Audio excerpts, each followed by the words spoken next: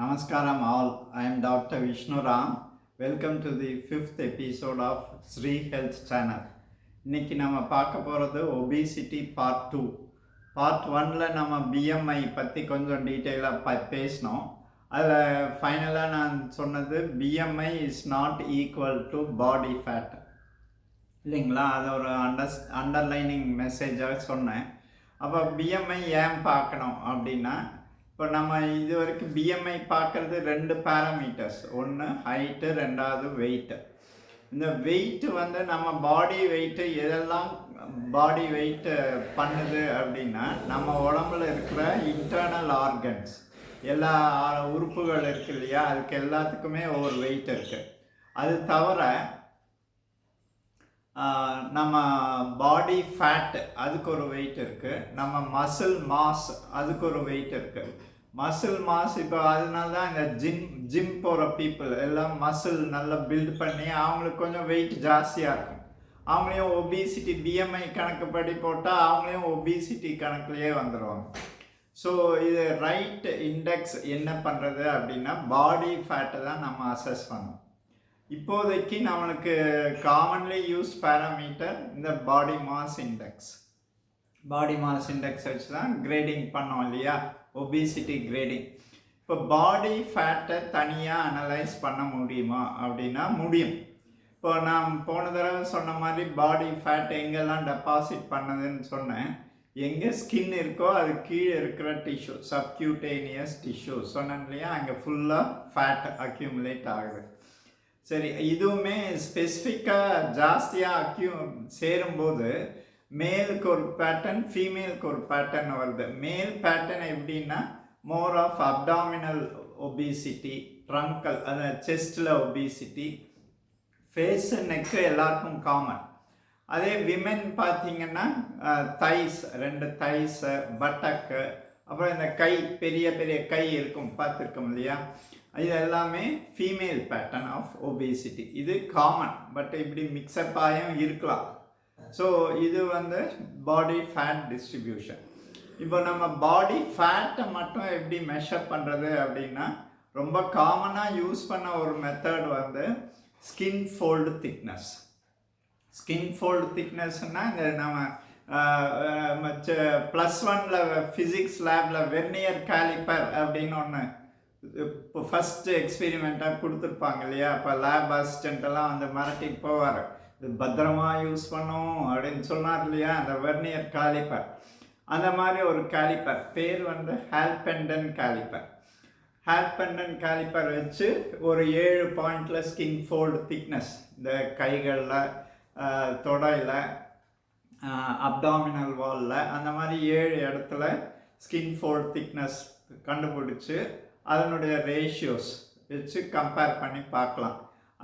Skin fold திக்னஸ்னால் ஒன்று எனக்கு நாங்கள் பிஜி பண்ண பீரியட் 93-94 என் பிரதரின்லா நானும் ஒன்றா தான் எம்டி ஜெனரல் மெடிசன் பண்ணோம். அவர் இப்போ நெஃப்ராலஜிஸ்ட். அவருடைய டெசர்டேஷன் டாப்பிக்கே இந்த skin fold thickness, waist hip ratio. Normal பீப்புளுக்கும் இந்த ஹார்ட் அட்டாக் அந்த மாதிரி வந்த பீப்புளுக்கும் கம்பேரிட்டிவ் ஸ்டடி தான் பண்ணார். தென் வே பேக் இன் 1993 பண்ணியாச்சு. சரி, இந்த ஹால்பெண்டன் கேலிப்பர் பற்றி சொல்லும்போது I am reminded of one institute, Avinashilingam home science deemed to be university. இவங்க வே பேக் இன் 60s 70sலேருந்தே இந்த ஊட்டச்சத்து நியூட்ரிஷன் பற்றி நிறையா பேசியிருக்காங்க. they have done commendable work in nutrition part. இந்த யூனிவர்சிட்டியில் தான் நாங்கள் இந்த ஹால்பெண்டன் calliper somehow we got it for the இதுக்கு dissertation purpose and safely returned back. So இதுதான் இது ஸ்கின் ஃபோல்ட் திக்னஸ். அப்புறம் வெயிஸ்ட் ஹிப் ரேஷியோன்னு ஒன்று இருக்குது. வெயிஸ்ட்னா இந்த அம்பலிக்கஸ் அரௌண்ட் ஒரு சாதா இன்ச் டேப் வச்சு மெஷர்மெண்ட்டு. ஹிப்புன்னா நம்ம இடுப்பில் அந்த போன் ப்ராமினன்ஸ் இருக்கும் இல்லையா, 2 சைட்லேயும், அதை சுற்றியும் பேரலாக வச்சு மெஷர் பண்ணும் அந்த ரேஷியோ. இப்போ இந்த ஒரு ரேஷியோ போதும், இந்த ஹிப் ரேஷியோ. அது 90க்கு மேலே இருந்ததுன்னா மேலில் ஒபிசிட்டி, விமெனில் 80க்கு மேலே இருந்தால் ஒபேசிட்டி. 80 சென்டிமீட்டர்ஸ் 90 சென்டிமீட்டர்ஸ் இது இந்தியன் ஸ்டாண்டர்ட். இதே வெஸ்டர்னில் அவங்க கொடுத்துருக்கிறது 102 centimetre for men, 90 centimetre for women. So நம்மளுக்கு கொஞ்சம் கம்மியாக தான் கொடுத்துருக்காங்க. ஏன்னா we are more prone for obesity and obese related diseases, right? இது body fat measurement by using skin fold thickness inch tape. வேறு மெத்தட்ஸ் இருக்கா அப்படின்னா, இப்போ another common method என்ன வந்திருக்குன்னா பயோ எலக்ட்ரிக்கல் இம்பீடன்ஸ் மெத்தட் அப்படின்னு. நம்ம வெயிங் மிஷின் மாதிரியே இருக்கும், நிற்கும்போது எலக்ட்ரிக்கல் கரண்ட், அல்ட்ரா வயலட் அந்த மாதிரி ஐஆர் வேவ்ஸ் பாஸ் ஆகி அதை ஒவ்வொரு டிஷ்யூ திக்னஸை மெஷர் பண்ணி அதோடைய ரேஷியோஸ் கொண்டு வரும். இது இப்போ காமன்லி யூஸ்டு, நிறையா ஹாஸ்பிட்டல்ஸ், நிறையா டயட்டீஷியன்ஸ் எல்லார்கிட்டையும் இது இருக்குது. பாடி காம்போசிஷன் அனலைசர் அப்படின்னு சொல்லுவாங்க. இது பேசிக் மெத்தட் இஸ் இந்த bio impedance of bio electrical impedance method. அடுத்த மெத்தட் வந்து எம்ஆர்ஐ ஸ்கேன்ஸ் யூஸ் பண்ணலாம். அப்புறம் டெக்ஸானா என்னென்னா dual energy x ray absorptiometry method. இது ஒரு ஸ்கேன் மாதிரி தான். அடுத்தது ஏர் டிஸ்பிளேஸ்மெண்ட் பிளத்திஸ்மோகிராஃபி. இதெல்லாம் அட்வான்ஸ் மெத்தட்ஸு. இது பேர் இருக்குதுன்னு நமக்கு தெரிஞ்சிட்டா போதும். இப்போது ஃப்யூச்சரில் நான் என்ன ப்ரெடிக்ட் பண்ணுறேன்னா, இந்த பாடி காம்போசிஷன் அனலைசர் வந்து சும்மா ஸ்மாலாக ஒரு பாக்கெட் சைஸே வந்துடும், எல்லா வீட்லேயும் வச்சுருக்கலாம். அந்த மாதிரி வரலாம். ஏன்னு கேட்டிங்கன்னா, இப்போ நேற்று தான் என் ஃப்ரெண்டு அவர் சன் யூஎஸ்ஏலேருந்து ஒரு சின்னதாக ஒரு பென்ட்ரைவ் சைஸ்க்கு ஒரு இசிஜி மிஷின் அனுப்பிச்சார் அப்படின்னு கொண்டு வந்தார். ரொம்ப ஈஸி. அது நம்ம மொபைலோட ப்ளூடூத் கனெக்ட் பண்ணிவிட்டு 2 ஃபிங்கர்ஸை டச் பண்ணிவிட்டு அதை ஆன் பண்ணிவிட்டு தென் லெஃப்ட் ஆங்கிளில் வச்சுட்டு இசிஜி ரெக்கார்டிங், அந்த மிஷின் ரெக்கார்டிங்கும் ரியல் டைமாக நம்ம இசிஜி கன்வென்ஷனல் மெத்தட் இருக்கு இல்லையா, அதையும் கம்பேர் பண்ணி பார்த்தோம் என் கிளினிக்கில் வச்சு. அதில் என்ன ஒரே டிஸ்அட்வான்டேஜாக 6 லீடு தான் ரெக்கார்ட் பண்ண முடிஞ்சது, 12 லீட்ஸ் வரல. ஸோ அக்யூரேட்டாக ரெண்டும் கோரலேட் ஆகுது. ஸோ இந்த மாதிரி டிவைசஸ் வரும்போது இந்த பிசிஏவும் ரொம்ப ஸ்மால் லெவலில் எல்லா வீட்லேயும் வர மாதிரி வரலாம், ரைட்? ஓகே. அப்போ வர டைமில் நம்ம இந்த பாடி மாஸ் இண்டெக்ஸுடைய இம்பார்ட்டன்ஸ் குறையலாம், சரிங்களா? This is recording measurement of body fat. இது ஹைட்ரோஸ்டாட்டிக் மெத்தட்னெல்லாம் நிறைய மெத்தட்ஸ் இருக்குது. இன்னும் புதுசாக கண்டுபிடிப்பாங்க. ஏஐ மூலமாகவும் பாடி ஃபேட் ரெக்கார்டிங் வரப்போகுது, வரலாம், வந்திருக்கலாம். ஓகே, சரி. தென் இப்போ பாடி ஃபேட் எவ்வளோ இருக்கணும் நம்ம வெயிட்டில் அப்படின்னா, மேலுக்கு more than 25% obesity அப்படின்னு சொல்கிறவங்க, ஃபீமேலுக்கு more than 31%. பாடி வெயிட்டுடைய அளவில் 31%க்கு மேலே பாடி ஃபேட் இருந்தால் அது obesity. Okay, this is for your information. சரி, இதெல்லாம் என்னென்னா ஏன் சார் தெரிஞ்சுக்கணும் அப்படின்னா தெரிஞ்சுக்கணும், ரைட்? நெக்ஸ்ட்டு வந்து நம்ம பார்க்க போகிறது ஒபிசிட்டி ஏன் வருது. எல்லோரும் தான் நிறையா சாப்பிட்றாங்க, எவ்வளோ சாப்பிட்டாலும் உடம்புல ஒட்ட மாட்டேங்குதுன்னெல்லாம் சிலருக்கு சொல்கிறோம். சிலர் மட்டும் ஏன் ஒபீஸ் ஆகிறாங்க அப்படின்னா அதுக்கும் நிறையா ரீசன்ஸ் இருக்குது. ஓகே, இப்போது ஒபிசிட்டி வர்றதுக்கு ப்ரிவெண்ட் பண்ணுறதுக்கு நம்ம கிரியேட்டர் ஏதாவது மெக்கானிசம் கொடுத்துருக்காரான்னா டெஃபினெட்லி எஸ். ஓகே, நம்ம அடிப்போஸ் செல்ஸ், ஃபேட் செல்ஸ் சொன்னாங்க இல்லையா, அங்கே ட்ரைக்ளிசரைட்ஸ் போய் உட்காந்து அந்த ஃபேட் செல்ஸ் பல்ஜ் ஆகும்போது அந்த செல்லுலேருந்து ஒரு ஹார்மோன் ரிலீஸ் ஆகும். அந்த ஹார்மோன் பேர் லெப்டின். ஹார்மோன்னா என்னென்னா நாணமில்லா சுரப்பிகள், டக்லஸ் கிளாண்ட்ஸ்ன்னு சொல்லுவோம். அதுலேருந்து வர ஒரு கெமிக்கல். நான் முதல் செஷன்லேயே சொன்னேன் இல்லையா, men is a bundle of chemicals அப்படின்னு சொன்னோம். ஸோ இந்த ஹார்மோன் என்ன பண்ணுது, ஹைப்போதாலமஸ்ன்னு பிரெயினில் ஒரு ஸ்மால் ஏரியா இருக்குது, அந்த ஏரியாவில் போய் ஒர்க் பண்ணும். அந்த ஏரியா தான் நம்ம அப்பிடைட்டை ஸ்டிமுலேட்டிங் சென்டர், அங்கே தான் இருக்குது. நம்மளுக்கு அந்த ஸ்டமக் ஃபுல்னஸ், சட்டைட்டி சொல்கிறோம் இல்லையா, அந்த சென்டரும் அங்கே தான் இருக்குது. நம்ம இஷ்டத்துக்கு சாப்பிட்றது நம்ம இது இல்லை, எல்லாமே controlled by our brain and hypothalamus. அந்த சென்டரில் இந்த ஹார்மோன் போய் ஆக்டிவேட் பண்ணி, அதாவது இந்த ஃபேட் எக்ஸ்பேண்ட் ஆக ஆக இந்த ஹார்மோன் ரிலீஸ் ஆகி இது போகுது. அது போய் என்ன பண்ணோம்னா இந்த அப்பிடைட் சென்டரை சப்ரஸ் பண்ணி சட்டைட்டி சென்டர்னு சொல்கிறோம், இந்த ஸ்டமக் ஃபுல்னஸ் அதை ஆக்டிவேட் பண்ணும். அப்போ நம்மளுக்கு கம்மியாக சாப்பிடுறோம். அப்போ அதையும் மீறி ஒபிசிட்டி ஏன் வருது அப்படின்னு பார்த்தோம்னா, அதுவும் முடிஞ்ச வரைக்கும் ஹெல்ப் பண்ணும், முடிஞ்ச வரைக்கும் வேலை செய்யுது, ஒரு அளவுக்கு மேலே சலிப்பாயிடுது. ஆனால் எவ்வளோ நாள் தான் இப்படியே பண்ணிகிட்ருக்கிறதுன்னு உங்கள் தரப்புல இருந்து ஒன்றுமே ரெஸ்பான்ஸ் இல்லையே அப்படின்னு நம்மளை பார்த்து கேட்டு அது அமைதியாகிடுது, சலிப்புத்தன்மை வந்துடுது லெப்டின்க்கு. ஸோ லெப்டின் சலிப்புத்தன்மையை நம்ம லெப்டின் ரெசிஸ்டன்ஸ் அப்படின்னு சொல்கிறோம். இந்த ரெசிஸ்டன்ஸ் வேர்டு நிறையா பேர் கேள்விப்பட்டிருக்கீங்க இல்லையா, இன்சுலின் ரெசிஸ்டன்ஸ் மாதிரி தான் இந்த leptin resistance. Okay, so leptin resistance ஆகும்போது பாடி ஃபுல்லாக ஃபேட்டு அக்யூமுலேட் ஆக ஆரம்பிச்சிடுது, வெயிட் ஜாஸ்தியாகுது, வெயிட் கெயின் ஆகிட்டு போகுது. சரி, ரைட். நெக்ஸ்ட் வந்து என்ன பார்க்கணும் அப்படின்னா, இது சரி, இது எங்கெல்லாம் இந்த ஒபிசிட்டி ஜாஸ்தியாக இருக்குது உலகத்தில் அப்படின்னு பார்த்தா ஆல்மோஸ்ட் ஆல் கண்ட்ரிஸ், ஒரு போர்ஷன் ஆஃப் ஆஃப்ரிக்காவில் தான் கம்மி, மற்றபடி இது குளோபல் டிசீஸ் தான், யார் முறை யாரும் கேள்வி இல்லையா, அப்படியே எக்ஸ்பேண்ட் ஆகிட்டே போகுது.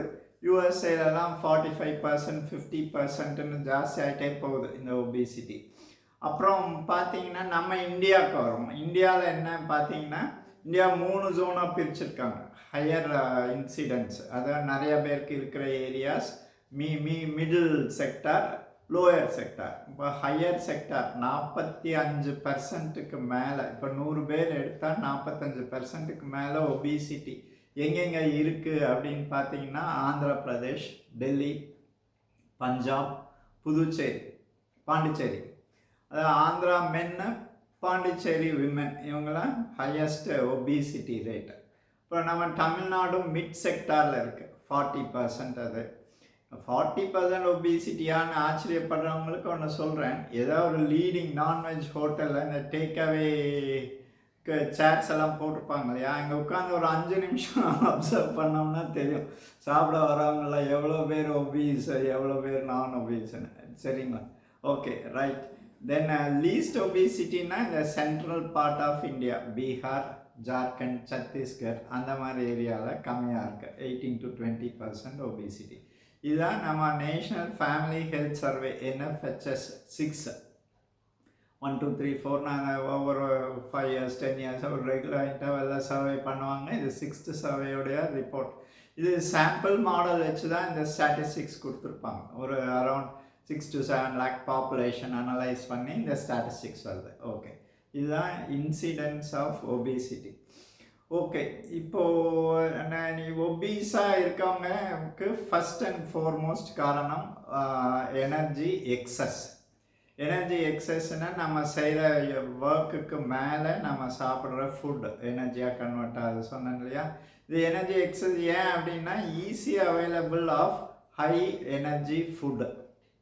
முதல்லலாம் எங்கேயோ பிக் சிட்டிஸில் தான் கிடைக்கும். இப்போ எல்லா பக்கமும் easily available, continuously available, lesser காஸ்ட்லியும் அவைலபிள் இந்த எக்ஸஸ் எனர்ஜி ஃபுட்டு. இதில் இந்த இந்த ஹை டென்ஸ் எனர்ஜி ஃபுட்டுன்னு இந்த ட்ரை ஃப்ரூட்ஸை சொல்லுவாங்க, ஹை டென்ஸ் எனர்ஜி ஃபுட்டு. சின்ன சின்ன நட்ஸ் அண்ட் இதில் நிறைய எனர்ஜி இருக்கும். சாப்பிட வேணான்னு நான் சொல்லலை, அது சாப்பிடும்போது you should know to balance it.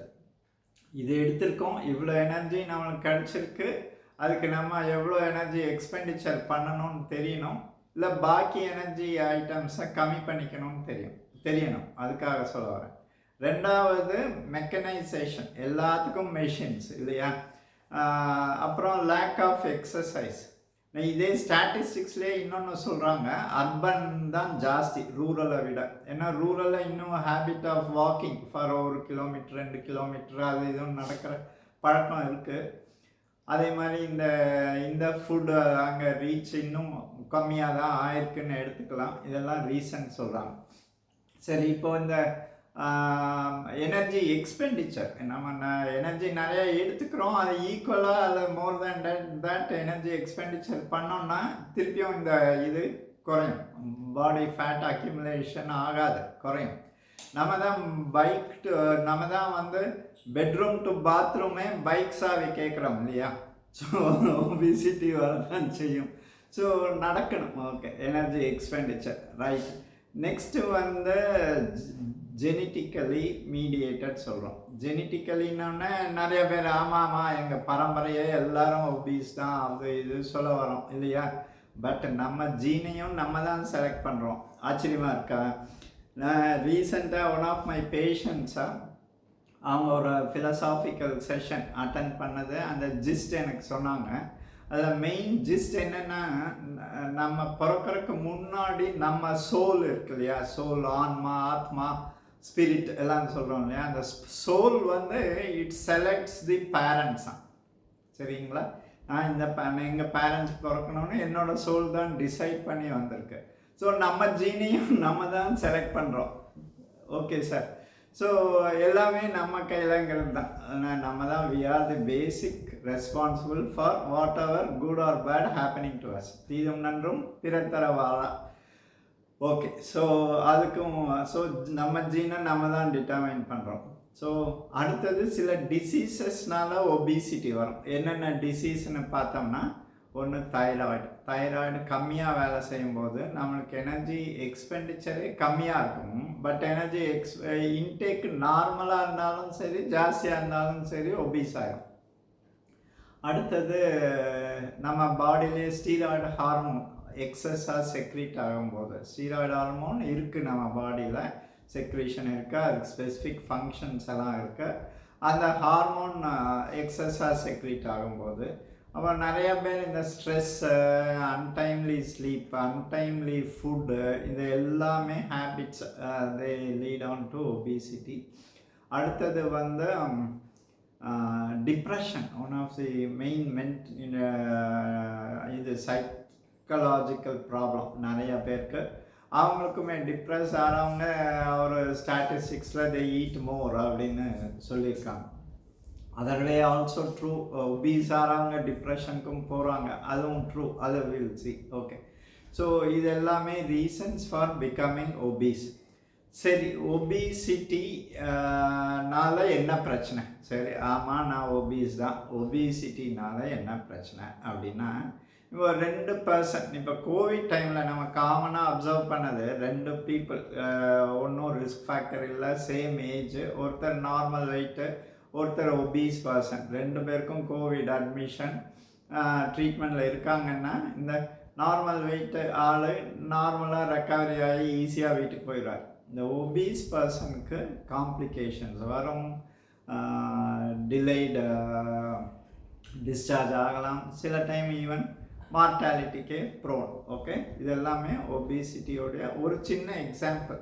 ஒபிசிட்டினால் எதுவும் டிசீசஸ் வருமா அப்படின்னா, ஒபிசிட்டி வந்து ஒரு கிட்டத்தட்ட 15-16 டிசீஸுக்கு ரிஸ்க் ஃபேக்டர் அப்படின்னு சொல்லியிருக்காங்க. அந்த ரிஸ்க் ஃபேக்டர் எந்தெந்த டிசீஸ்க்குன்னு பார்த்தோம்னா, நம்ம தலையிலேருந்து பார்த்தோம்னா, ஒன்று டிமென்ஷியான்னா ஒரு ஞாபகம் மறதி, அவங்க என்ன செய்கிறாங்கன்னு தெரியாமல், சட்டைக்கு பட்டன் போடாமல் அந்த மாதிரிலாம் இருப்பாங்க இல்லையா? 70+ ஏஜ் குரூப் நிறைய பேர் இருக்குது.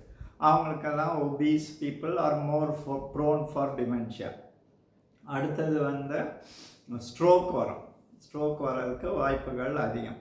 அடுத்தது ஸ்லீப் ஏப்னியான்னு ஒரு கண்டிஷன். அது என்னென்னா, நம்ம டங்கு பின்னாடி ஃபால் ஆகி இப்போ கொரட்டா விடுவாங்க, டரன்னு போய் ஒரு பீக் போய் அப்படியே நின்றும் பிரெத் நின்று ஒரு ஃபியூ செகண்ட்ஸ் கழித்து அப்புறம் திருப்பியும் கொரட்டை சத்தம் வரும். இதுதான் ஸ்லீப் ஏப்னியா, அப்ஸ்ட்ரக்டிவ் ஸ்லீப் ஏப்னியான்னு சொல்கிறோம். இது ஒபீஸ் பீப்புளில் ரொம்ப காமன். இந்த அப்ஸ்ட்ரக்டிவ் ஸ்லீப் ஏப்னியாவும் it's a very dangerous condition. அது next some other session. Right. அடுத்தது ஹார்ட்டில் பார்த்தீங்கன்னா பிபி ரைஸ் ஆகும், ட்ரைக்ளிசரைட்ஸ் லெவல் ஜாஸ்தியாக இருக்கும். அப்புறம் ஹார்ட்டுக்கு blood vessel blockage, heart attack சொல்கிறோம் இல்லையா, அது வர வாய்ப்புகள் அதிகம். ஹார்ட் அட்டாக்கே இல்லாமல் ஹார்ட் பம்ப் வீக் ஆகும். அடுத்தது இன்டெஸ்டைனில் இந்த கேஸ்ட்ரோ ஈசோஃபேஜியல் ரிஃப்ளெக்ஸ் சொல்கிறோம் இல்லையா, நிறைய பேர் இந்த நெஞ்செரிச்சல் அது ரொம்ப காமன். அப்புறம் ஃபேட்டி லிவர் வரும், லிவரில் பெருசாகும். அதே மாதிரி இது கால் ஸ்டோன்ஸ், பித்தப்பையில் கல். அதுக்கு அடுத்தது பார்த்திங்கன்னா லேடிஸுக்கு இந்த பாலிசிஸ்டிக் ஓவேரியன் டிசீஸ் சொல்கிறோம். அதுக்கு அடுத்தது முட்டிக்கால் ஆஸ்டியோ ஆர்த்ரைட்டிஸ் சொல்கிறோம் இல்லையா, நம்ம கால் மடக்கி நீட்டும்போது கரெக்டுன்னு ஒரு கிராக்லிங் சவுண்ட் வரும், பெயின்ஃபுல், அப்படியே பெருசாகிட்டே போகும் ஜாயிண்ட்டை. இது ஒபிசிட்டி தான். நான் சொல்கிறது என்னென்னா ஜாயிண்ட்டு பெருமூச்சு விடுறது உங்கள் வெயிட்டை பார்த்து அப்படின்னு சொல்கிறது. அடுத்தது கவுட் வரும். அடுத்தது ஒரு ஃபியூ கேன்சர்ஸ் வரும். டயபிட்டிஸ் மெலிட்டஸ், இன்சுலின் ரெசிஸ்டன்ஸ் வந்து டயபிட்டிஸ் மெலிட்டஸ் வரும். ஃபேட்டி லிவர் சொல்லிட்டேன். அப்புறம் கேன்சர்ஸ், ஃபியூ கேன்சர் என்னென்னா இந்த ஈசோஃபேகஸில், பேன்க்ரியாஸில், அப்புறம் கோலன் பெருங்குடல் சொல்கிறோம் இல்லையா, அப்புறம் லேடிஸ் எண்டோமெட்ரியல் கேன்சர். அப்புறம் இதெல்லாம் common with obese people. So இதெல்லாமே ஒபிசிட்டி ஒரு one of the risk factors. So இவ்வளோ ப்ராப்ளம் பண்ணுற ஒபிசிட்டி நம்மளுக்கு தேவையா? இன்னொன்று, நம்ம ஒபீஸாக இருக்கோங்கிறதும் நம்மளால தான். ஒபீஸ்லேருந்து வெளியில் வரணுன்னாலும் அதுவும் நம்மளால தான். தீதும் நன்றும் பிறர் தர வாரா, நோதலும் தனிதலும் அவற்றோர் அண்ணன் சொன்னோம் இல்லையா. இதில் பாருங்கள், அவர் கணியன் சார் தீதும் நன்றும் பிறர் தர வாரான், நன்றும் தீதும் பிறர் தர வாரான்னு சொல்ல. ஏன் அப்படின்னா யாதும் ஊரே தீதும் நன்றும், அதை ரைமிங் இதுக்காக சொன்னார், எதுகை மோனைக்காக சொன்னாரா, அல்லது தீமைக்கு அப்புறம் தான் நன்மை வருங்கிறதுக்காக சொன்னாரா, இல்லை ரெண்டு இதுக்காகவும் சொன்னாரான்னு அவருக்கு தான் தெரியும். ஓகே சார், சரி, right. So this is few information regarding obesity. இனி நெக்ஸ்ட் கிளாஸ் இதெல்லாம் நான் ஆன்சர் தெரிஞ்சுக்கணும், எனக்கு ட்ரீட்மெண்ட் தான் வேணும், ஆனால் வெயிட்டு தான் குறையணும் அப்படின்னா இதெல்லாம் டாக்டருக்கு மட்டும் தெரிஞ்சால் போதும் அப்படின்னா முடியாது, பத்தாது. ஏன்னா ஒரு கையில் ஓசை வராது. அதனால தான் டிசையர்டு ரிசல்ட்ஸ் வரணும் அப்படின்னா the other side of the table இருக்காங்க பேஷண்ட்ஸ்னு இல்லை, ஒபீஸ் பர்சனுமே இதெல்லாமே தெரிஞ்சுக்கிறது better with advice of a doctor. So அதோட நீங்கள் ஒபிசிட்டி மேனேஜ்மெண்ட் ப்ரோக்ராம் ஆரம்பிக்கும் போது உங்கள் results will be good. So இதெல்லாமே தெரிஞ்சுக்கிட்டாலும் நம்மளுக்கு ஒரு மோட்டிவேஷனும் கிடைக்கும். So that is the reason இதெல்லாம் சொல்லியிருக்கேன். நீ பார்ட் 3 பார்ட் 4ல் சிம்பிளாக லெஸ் எக்கனாமிக்கலாக நம்ம எப்படி ஒபீஸை மேனேஜ் பண்ணலாம் பார்க்கலாம். Okay sir, thank you, all the best.